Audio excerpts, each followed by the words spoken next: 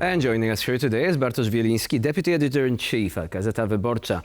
Hello and welcome to TVP World. Yeah, hello, good morning. So what would you say is going to be the biggest possible benefit of Olaf Scholz arriving in Warsaw? As we know, talks on this level were last held back in 2018, which is quite a long time when it comes to relations between direct neighbours. So clearly the new government has a different approach than the previous one. But what benefits could it actually bring in a tangible sense? Well, actually, there will be visible, effective cooperation between Poland and Germany, finally, because we didn't have that one for last 6 years, or maybe not even 8 years. The PIS government was clearly anti-German, and they are very reluctant to do anything together with Germany. Well, let me remind you this scandalic fight over displacement of German Patriot battery to Poland when the German PIS chairman Kaczynski denied his agreement that Germany, in order to protect sky over Poland, would send a battery of Patriot missiles to the east of Poland. So finally, there will be some kind of cooperation, which would be fruitful and beneficial for both countries. The problem is to which extent, Germany is going to deliver, and what finally the Olaf Scholz will promise. The interesting thing is this compensation for victims of Nazi crimes and Nazi reprisals during the wartime. According to that, what has been already revealed, German Chancellor prepared a package. And Germany wants to pay up to $200 million for approximately 50,000 war survivors in Poland. It's quite a lot of money, and that could somehow tackle that issue of the past, of the compensation for the war. The question is if it would be enough, and there are also questions regarding to the future. Germans are sending signals that they want to do something in regard to defense of Polish eastern border. But a week ago, during a European summit, Germany's chancellor was very reluctant when Polish Prime Minister demanded that EU should protect it. He did that with Prime Minister of the Baltic State, and he demanded that EU should protect Polish eastern border. So, let's see what would be proposed.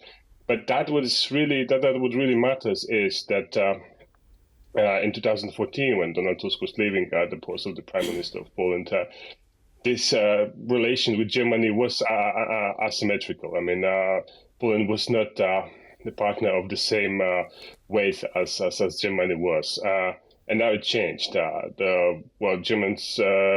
Germany's chancellor has a lot of internal problem. This populist AfD party on the rise is losing support. His coalition trembles, and the situation in Poland is far more stable as in Germany, and Poland's role in the EU is also on the rise. So the important change in this relation might be that finally we have the balance between Poland, Germany, and Poland and France. Regarding Macron's problems, domestic problems of Emmanuel Macron, and that is important to say that we are no longer. We are no longer poorer and smaller partner in this group of leading nations of the European Union, and that should be emphasized also today.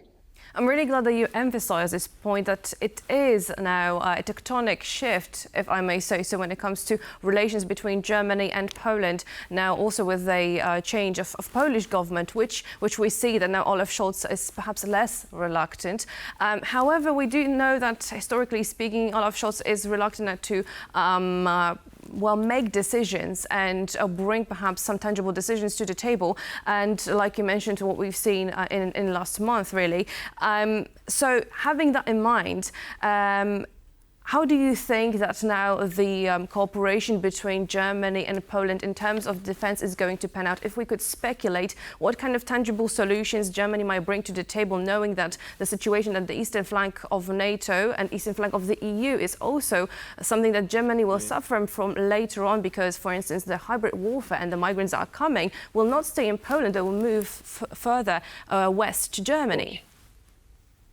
Well, the problem with the reluctance of Germany is that usually the Germans has to pay for that, and well, of course, money is scarce everywhere, and they don't want to, and their army is also in bad shape, so they need their money to invest in their army, not in ours. But the fact is that, for instance, in terms of missile defense, if the Germans they get a plan to develop kind of Iron Dome for Germany. But in order to protect Germany, well, the missiles that could be targeted in Germany would fly over to Poland. So why don't deploy the batteries of rockets and the radar installations in neighboring countries, also in order to protect Germany and entire Europe. So in terms of air defense, there will be a lot in common, a lot of possibilities to do something together. Tusk was also proposing to create a European defense mechanism, Iron Dome's anti-missile system. But the problem is the German mentality. German pacifists. They're not used to talk about the war threat in the way the Poles do. They believe that arming is increasing the danger of war. The arming race is something bad. They have their experiences from the Cold War, and we also have to play with German mentality. But in terms of investing on the border in infrastructure, surveillance systems, detecting that could detect the waves of people being sent by the Lukashenko. That's just an example. They could also invest in Polish Navy. Polish Navy would also protect Baltic Sea against the Russians. So there's a lot of places where German could have their input. They could do something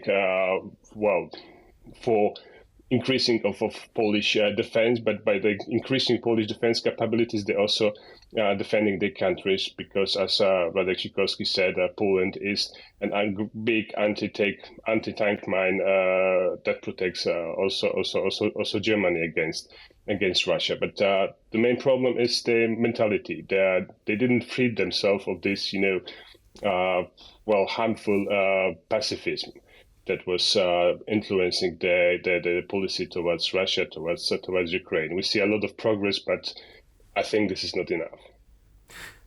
So overall, we can see that this is going to be not just about politics, also, as you said, about addressing certain issues with mentality, both in Poland and in Germany, on different levels and on different issues. Nevertheless, this could actually be a very good starting point. Bartosz Wieliński was our guest today here on TVP World. Thank you very much for joining us and for sharing your insight. Thank you.